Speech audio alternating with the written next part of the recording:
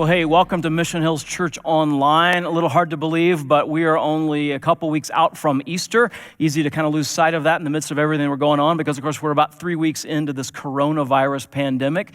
And I'm just going to make just a guess. Chances are a few of you are feeling just a little bit done with this whole thing, maybe a little bit worn out from all the worry. I think there's a lot of people who are doing a lot of worrying right now. Maybe you're worried about catching the virus. Maybe you're worried about catching it yourself, or maybe you're worried about, your kids or your spouse or your aging parents or friends catching it. And if you're worried about catching the virus itself or somebody catching the virus, can I just tell you there's a word for you? Normal. You're totally normal. I think a lot of us are dealing with those fears. I actually found myself a couple nights ago, my oldest daughter wasn't feeling great. She had a little bit of a tickle in the back of her throat, and she coughed a couple of times. And so I ended up laying awake way later into the night than I normally would. And I was like, it's interesting. My heart's going a little bit faster, and my chest feels a little bit tight. And I realized that it was worry. It was worry about the virus and what it could do to our family. And so if that's you, I just want you to know you're not alone, and there's nothing wrong with you for worrying about that. Maybe for you, the worry isn't so much about the virus. Maybe it's about what the virus is doing to our society. Maybe it's worry about what the virus is going to do to your family's finances, right? I think a lot of people are worried about that right now. If that's you, you're normal, right? Maybe you're worried because, you've had your hours cut, or you've been laid off, or maybe you own a business and you've had to lay people off, or you're afraid you're going to have to, maybe even close down the business. And there's a lot of worries around that. And again, that's totally normal. I feel that myself as a leader of a large church with a lot of staff that depends entirely on charitable giving, which always goes down in a season like that. I'm feeling some of that worry about the financial implications of this as well. Totally normal. You're not alone. We're all there. I think maybe what's the hardest thing for me in the midst of all this is simply that it feels like a no-win situation. And maybe you feel that way. It just feels like we're caught between a rock and a hard place, and there's no easy out of it, right? I mean, if we do what we have to do to keep the spread of the virus down, then it's going to trash our economy. And if we do what we need to do to keep our economy going, then the virus is going to spread, and we're going to get a lot more people sick and overwhelm hospitals, and maybe even more deaths from that. So it just feels like a no-win situation. And I hate no-win situations. I feel like I'm in way too many of them as a leader, but I can tell you that, whether you're a leader or not, we all have the same experience when we face what looks like a no-win situation, and that is we begin to experience despair. We begin to experience a sense of helplessness. We begin to experience a sense of hopelessness, and that's the worst part, I think, of a no-win situation. It's just feeling like we're hopeless. And so what I want to do today is I want to give you some hope, because there is hope. And I want to share some of that with you. And I want to do that by actually taking a look at an incident from the life of Jesus where he faced what looked like a no-win situation. But in fact, he handled that situation in a way that brought and brings tremendous hope. At least it has for me, and I hope it will for you. Why don't you go ahead and grab a Bible wherever you are, start making your way to the Gospel of Luke, chapter 20. If you're new to the Bible, I just want to say I'm so glad you're with us today, and let me just give you a quick little, maybe a little basic intro to what we're going to be doing. We're going to be looking at the book of Luke in the Bible today, and Luke is one of 4 books in the Bible called Gospels. And what that means is good news, and it means that these are the 4 books that tell the good news of the life, the death, and the resurrection of Jesus. And today we're going to see good news from his life. This is about 3 years into the ministry of Jesus. And so here's what's been happening. For about 3 years now, Jesus has been gaining momentum. People have kind of flocked to him because of his teaching, but also, of course, his miracles. And Jesus has become very, very popular, but not everybody is a fan. In fact, there are quite a few people, specifically the Jewish religious leaders in Israel in that day. They saw Jesus' popularity as a threat to their power, and so they're kind of looking for a way to get rid of him. And so that's kind of where we rejoin the story here. Luke 20, verse 20 says this: keeping a close watch on him, that'd be the Jewish religious leaders, they sent spies who pretended to be sincere. They pretended to be followers of Jesus, but in fact, they were just working for these religious leaders who were trying to get rid of Jesus. They pretended to be sincere, and they hoped to catch Jesus in something he said so that they might hand him over to the power and the authority of the governor. Now, the governor there would be a man named Pontius Pilate. He was the Roman governor who was ruling over this Palestinian province in that day and age. For about 100 years now, the nation of Israel and Palestine had been under the occupation by the Roman Empire. Pontius Pilate was the Roman governor. So here's what's kind of interesting is the Jewish religious leaders who pretty much hate the Roman governor. They hate the fact that Rome occupies them, but they think they can probably get something that they want out of Rome at this point. They can kind of basically pass their Jesus problem off to the Roman governor. And because the way they see it is, if we move against Jesus directly, because he's really popular with the Jewish people, then they're going to get mad at us, and we don't want that. So what we need to do is we're just going to pawn the Jesus problem off on the Roman governor. And so they sent these spies to try to get Jesus to say something that will allow them to do that. Verse 21 says, "Now, so the spies questioned him, and they said, 'Teacher, we know that you speak the truth, that you speak and you teach what is right, and that you do not show partiality, but you teach the way of God in accordance with the truth.'" And let's just be honest, what they're doing there, of course, is insincere. It is what we call flattery, meaning they're giving him compliments, but they don't really mean them. They're just trying to manipulate him into doing something that they want. And by the way, this is just kind of a bonus truth, but I think it's worth saying. As a leader, I have come to understand that one of the most dangerous things that I face is flattery. It's people who want to say nice things to me in order to get me to do something that they want me to do. I think all leaders face that, right? It doesn't matter what context you lead in what context you have influence. Flattery is an incredibly dangerous thing. Maybe as a parent, you've experienced where, one of your kids comes and they give you a big hug and they go, "Oh, mommy, you're the best mommy ever." And immediately you're like, okay, what's that about, right? What are you trying to get me to do? Or maybe you've experienced that your boss comes to you and they say, "I think you're my best employee." And you're like, okay, what's this leading to? Because flattery is really, it's an attempt to get somebody to do what you want them to do. And I think as leaders, one of the greatest dangers that we face is making decisions under the influence. This is kind of bonus truth, here it is. Don't DUI. Don't decide under the influence of flattery. Because when we're being flattered, what happens typically is that, we kind of like it. We like when people say nice things about us, and we want more of those things to be said about us. And so it naturally kind of inclines us to do whatever the person who's flattering us wants us to do, okay? So that's the bonus truth for today. Don't DUI. Don't decide under the influence of flattery. When somebody does to you what they're doing to Jesus, what you want to do is you want to go, okay, I'm not making any decisions right now. I'm just going to step back and wait until I'm able to make a clear-headed decision. Now, Jesus has a little bit of advantage as the Son of God. He's able to remain kind of immune to the influence of flattery, kind of to rise above it, and so he doesn't have to step back from it, but we're going to see that he doesn't really respond to it either, okay? So they flatter him, and that sets them up for asking this question. They said, "Is it right for us to pay taxes to Caesar or not?" Is it right for us to pay taxes to Caesar or not? That's the big question, and that's the trick question, right? Because there's really no way for Jesus to answer it. If he says, yeah, go ahead and pay taxes to Caesar, the Jewish people are going to be really upset with him because they hate Caesar. He's the Roman governor. Not the Roman governor. He's the Roman emperor. And they hate the Roman emperor. They hate the Roman Empire, and they especially hate the Roman taxes. They've been under Roman occupation for about 100 years now, and the taxes were significant. Some estimates actually put Roman taxes as high as 40% of the average person's income. And that's really high, obviously, but beyond that, it's also kind of adding insult to the injury in that they're paying taxes to a group of people that they don't feel that they should be loyal to. They're basically enslaved to the Roman Empire, and every time they pay taxes, they're being reminded that they're not a free people. It'd be a little bit like if China or Russia somehow came to occupy the United States of America, and then they taxed us, and every time we send them 40% of our income, we'd be reminded we're not free anymore. The land of the free is no longer the free.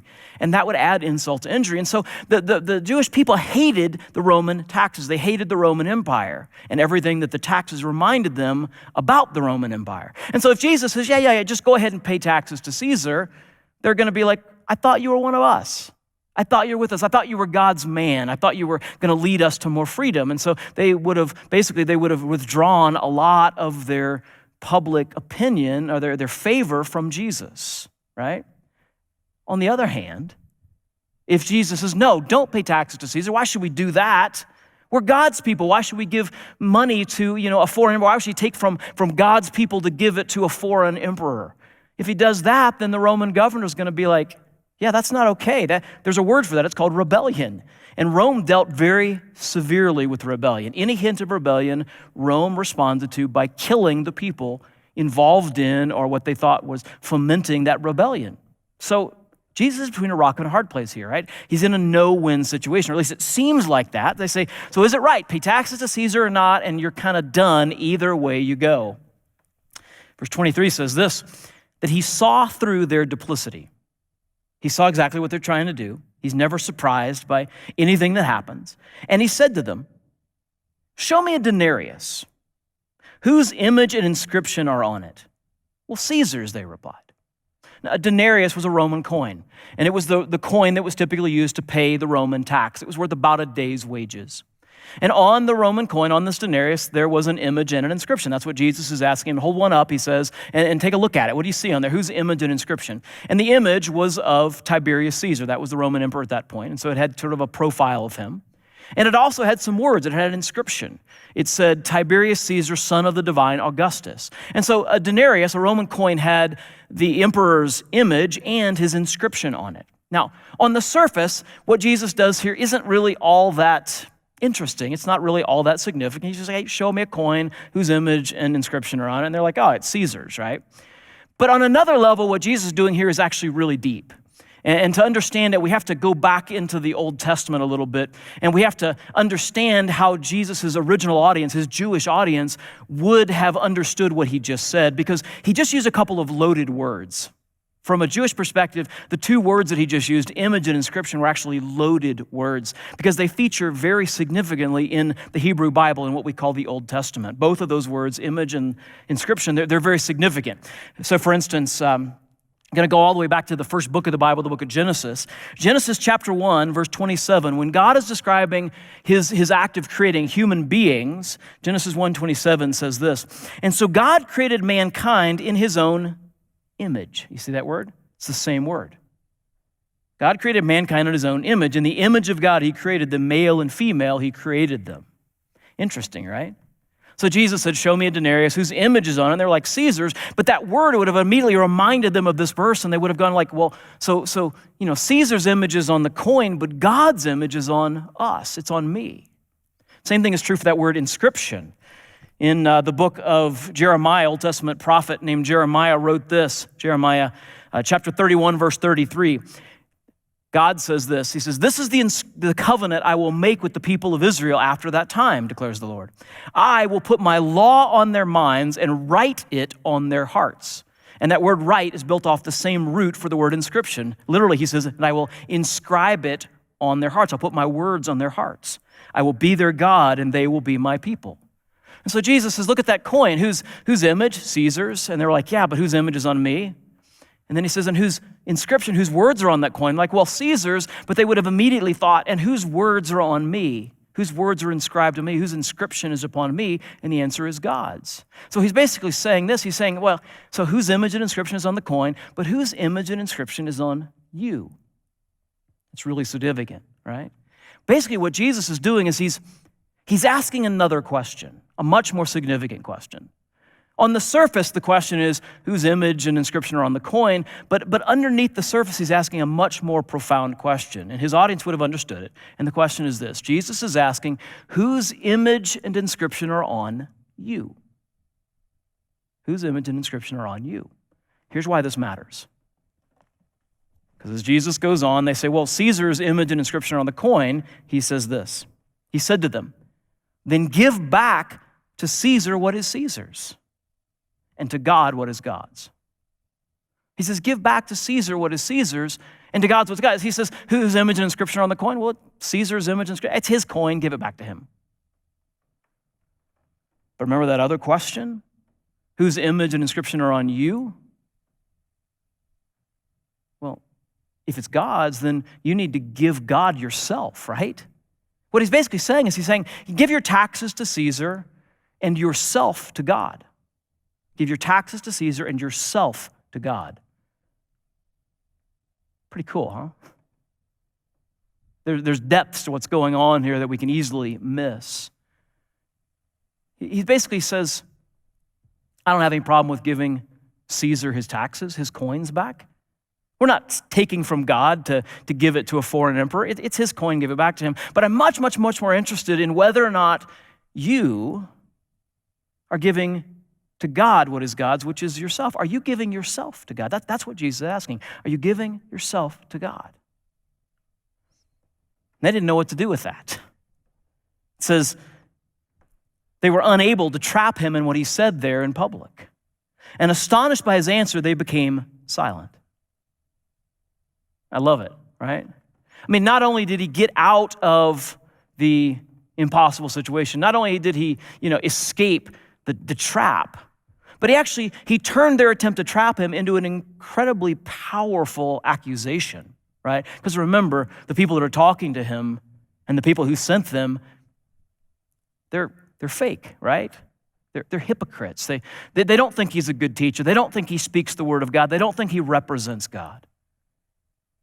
They're pretending to follow him, but of course, they don't actually mean any of that. And so he's seen through all that, and he's turned their attempt to trap him into an accusation. He's saying, hey, you claim to be God's people, but are you actually giving yourself to God?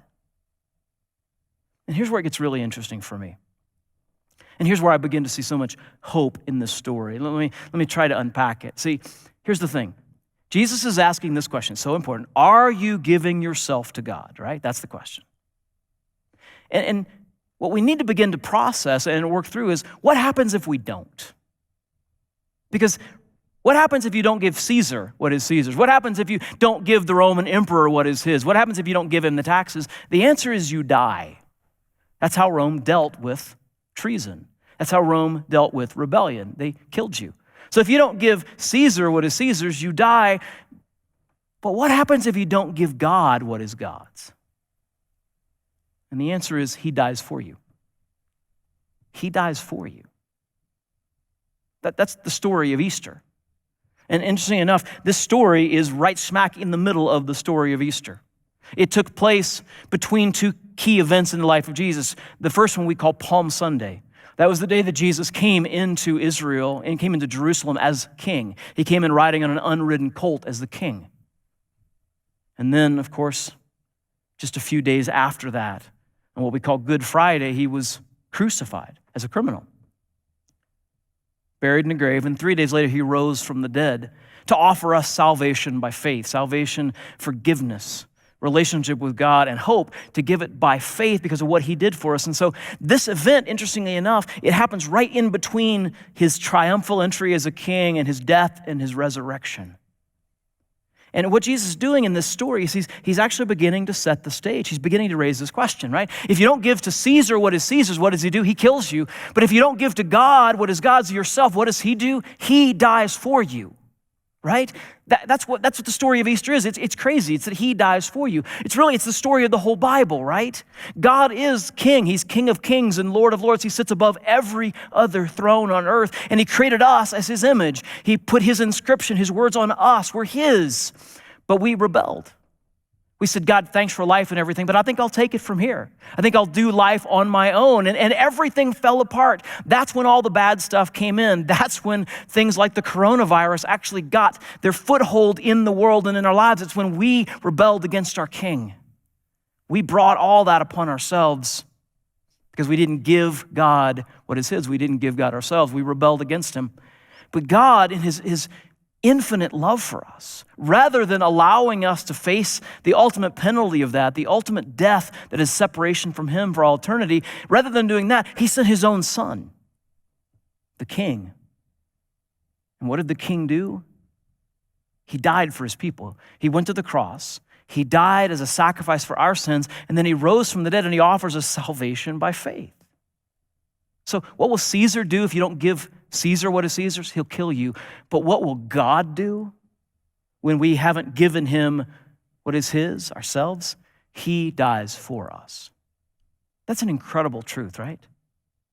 It's an incredible truth. It's this crazy truth, and sometimes I struggle to wrap my head around it, but we can't lose sight of it, especially in the midst of all the craziness that's going on right now.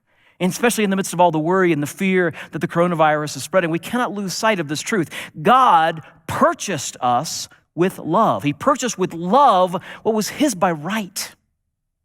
right? He purchased with love what was his by right because of his love for us. Even though we were his and we were living in rebellion, deserving death, he died for us. He purchased with love what was his by right, us. That's a very different king, right? And Jesus he's beginning to set that up. He's beginning to point people to that reality that God is a very, very different king.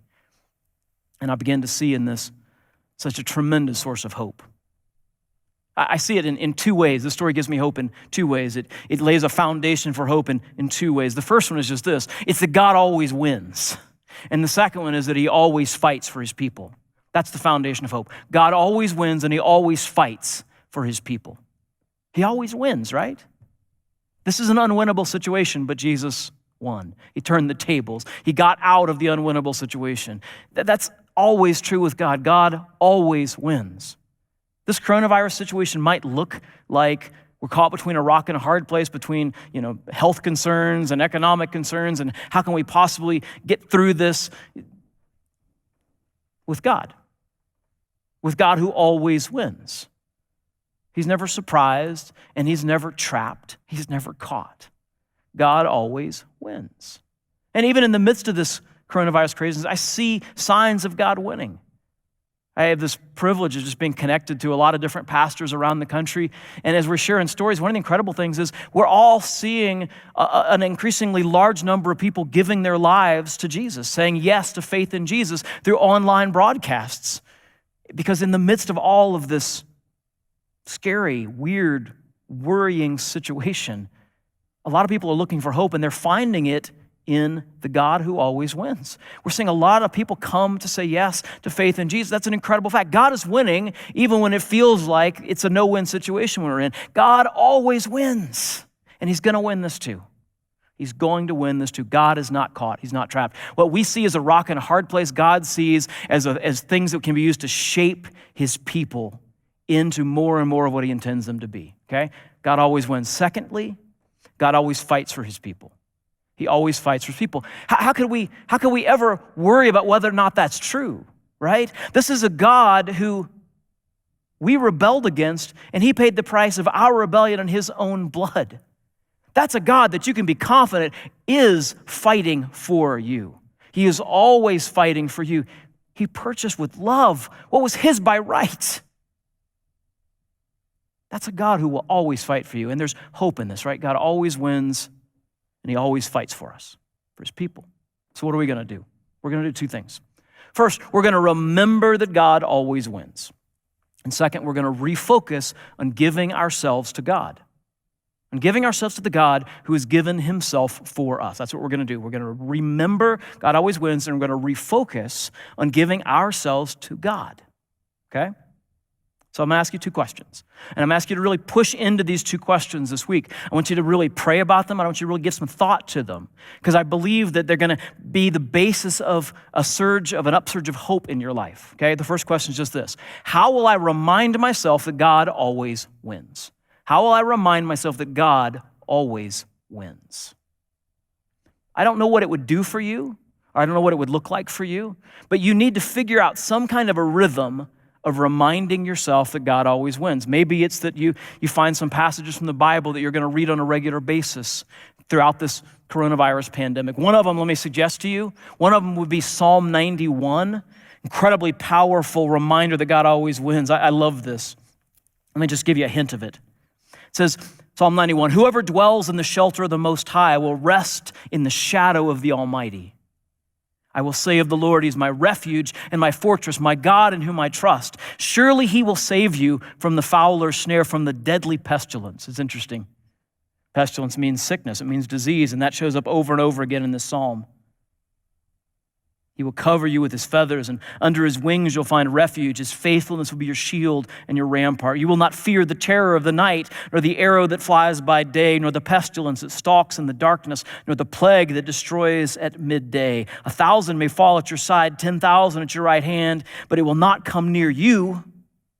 You will only observe with your eyes and see the punishment of the wicked. If you say, the Lord is my refuge, and you make the Most High your dwelling, no harm will overtake you. It's not even the whole thing. It goes on. It just gets better. Maybe that's a psalm that you need to remind yourself of, or you need to read on a regular basis. And in that psalm, by reading it, you're going to remind yourself that God always wins. Maybe you read the story of Easter. We're coming up on the celebration of Easter. And so maybe you need to read the story of Easter in the 4 Gospels, Matthew, Mark, Luke, and John, consistently, maybe one a day for the next foreseeable future, right? Until this pandemic is at an end. To remind yourself that God always wins, but you need to remember that. You need to find a rhythm of reminding yourself that. So how are you going to do it? How am I going to remind myself that God always wins? The second question is this: how will I refocus on giving myself to God? How will I refocus on giving myself to God? How will I refocus on giving myself to the God who has given himself for us, who has purchased with love what was his by right, who died for us when we rebelled against him? How will you refocus on giving yourself to that God? Because that's the question that Jesus really wanted to get at in the story, right? Are you giving yourself to God? So how are we going to refocus on doing that? I'm going to give you just a real quick framework that I think might be helpful as you think about this question. And I'm going to suggest that we can refocus giving ourselves to God by focusing on what we say, what we seek, and what we surrender. Say, seek, and surrender. Think of it kind of as a triangle, and we want to keep ourselves right in the middle, giving ourselves to God by paying attention to what we say, seek, and surrender. So what we say, like for instance, what are you doing with your mouth in this season? What kinds of things are you saying? Are you reporting to lots of other people in your family and around you all the bad news? You can stop that. That's not helpful to you. It's not helpful to them. Are you expressing your worry and your concern and your fear and your frustration? Maybe you've been cooped up a little bit long and your words are getting sharp. Maybe your words are getting a little bit unkind with your family. Maybe you need to step back from that and go, am I honoring God? Am I giving myself to God with what I say? Maybe you replace some of those negative things with some positive things. Maybe you're going to start praising God. Maybe take some time right now to just actually give God some worship. Put a worship song on and sing it. Incredible power in that. Maybe you're going to suggest to your family at dinner the next time, because maybe you're all having a lot more family dinners than you used to. Maybe you're going to say, hey, let's all say 3 things that we're thankful to God for in the midst of this thing, okay? You may find that by speaking those thankful things, by speaking praise, that you find yourself letting go of fear and grabbing a hold of the hope that you have in a God who always wins and who always fights for you. So pay attention to what you say. Also pay attention to what you seek. Maybe right now in the midst of this whole coronavirus thing, you're desperately seeking security of some kind. You're trying to exert some kind of control over things because you feel like everything's out of control. Maybe instead of trying to seek, your control, maybe what you need to do is you need to seek God. Maybe you need to seek time with God, right? Maybe you need to go, hey, I'm not in control, God, but I know you are, so let me get to know you better. If I can't control the situation, maybe I need to know the God who is in control of the situation better. And so maybe you're going to spend more time seeking God by reading his word and praying throughout this season. Or maybe, maybe you're seeking connection. Maybe you're an extrovert and you're just like, you're dying to get connected to people and you're kind of frantically trying to connect to people. And maybe you're going to go, you know what? I'm going to seek time with God in the midst of this time when I don't have as much connection. Or maybe you're an introvert, right? And maybe you're in your happy place. Not only are you allowed to stay home, but you're told by the government you have to stay home. Okay, fair enough, but how about this? Do you have people in your life who need to hear that you still care about them? That need to hear that you're still thinking about them, that you're praying for them? Maybe you have some extroverts in your life. You need to actually seek to connect with them and speak the truth of God's word to them. Maybe you need to connect them. You need to seek connecting with some people right now in this season and letting them know about a God who always wins and who always fights for his people. Maybe you need to reach out and do that in some way. And then third one is that surrender business. How do you give yourself to God? By what you surrender. I already mentioned control, but you know what? I think for me, at least, that's the one thing that I feel like is lost in this. It's control. And that's hard for me. I want to be in control. I want to make sure that I've got everything under control. As a leader, as a father, just as a human being, I think we all kind of inclined to want control, and it's lost. And a lot of us are trying really hard to get it back in various ways, and that's probably creating some conflict in some of our relationships right now, because what we're doing is we're just trying to reassert control. We're seeking control. And maybe what we need to do is we need to surrender. We need to surrender that need to be in control to the only one who should be, to God. Maybe we need to surrender control to the God who always wins and the God who always fights for his people. In fact, let's pray right now about doing that. Would you join me in prayer? Wherever you are, would you just close your eyes, take a deep breath. Let's have a conversation with God. Hey, God, things are scary right now. A lot of us are scared right now. We're worried and we're worn out from the worry. We need hope. And we thank you that the hope that we have, it doesn't come from an end to this pandemic. It doesn't come from the arrival of a vaccine. The hope that we really need comes from you. It comes from a relationship with a God who always wins, who has never encountered a no-win situation, and who always fights for his people. Lord, as your people, we come to you, and we ask for the hope that only you have. Would you pour hope into us? And Lord, not only may we receive that hope, but may we become agents of it to those who are around us, who are in desperate need of it. That we simply take a moment right now and we acknowledge to you the truth that we know, that we see in this story from the life of Jesus. You always win. And you always fight for your people. Lord, fight for us. And we will give ourselves to you. Lord, help us to give ourselves to you in what we say, what we seek, what we surrender. Because in you alone is there hope. And so we look to you alone for hope. If you're a follower of Jesus, if you have this hope, would you do something for me? Would you begin praying for the people around you? Maybe they're in your home. Maybe they're in the neighborhood around you. Maybe they're on the other side of the world watching this. But I know right now there are a lot of people watching this who don't have a relationship with God. They don't have the hope that you have. So would you begin praying for them right now? And if that's you, if you don't have the hope that we're talking about, if you don't have a relationship with Jesus, with the Son of God who always wins and who always fights for his people, and if you would say, that's great news, but the reality is I'm not one of his people. If that's you, I just want to speak to you for a moment, because all that can change right now. Everything can change right now. You can have that hope. You can have that relationship. All it requires is saying yes to the God who paid in his own blood the price of your rebellion. All it requires is putting your faith, your trust in the God who has bought with love what was already his by right, you.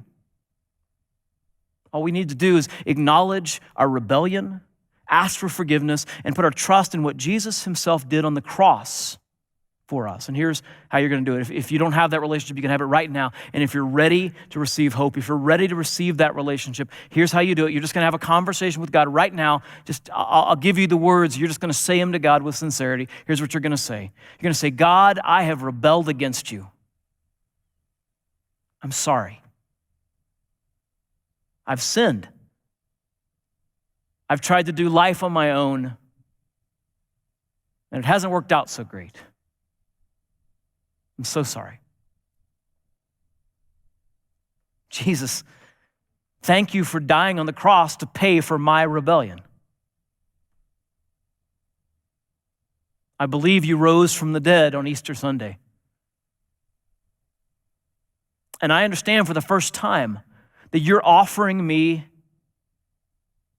forgiveness.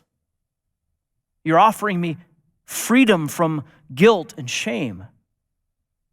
You're offering me hope. Hope that comes from a relationship with a God who always wins and who always fights for his people. I want to be one of your people. So Jesus, I'm putting my faith in you. I'm putting my trust in you. Come into my life. I'm yours for now and forever. Amen. I know a lot of you made that decision right now. I know a lot of you have just made the decision to put your faith in Jesus. Now you have begun to have hope, real hope. And I want to give you more of that. I want to give you some resources to help you begin taking hold of that hope. So if you made that decision, I'm going to ask you, wherever you are, to do something really simple for me. Would you text the word Jesus to 888-111? Text the word Jesus to 888-111.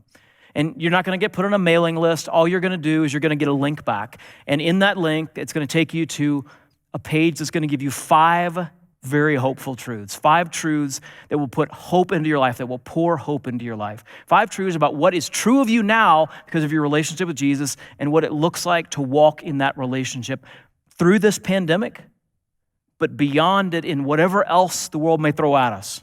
What it looks like to walk with a God who always wins and who always fights for his people. God bless. Stay strong. We'll see you soon, hopefully in person, but we will see you soon. God bless.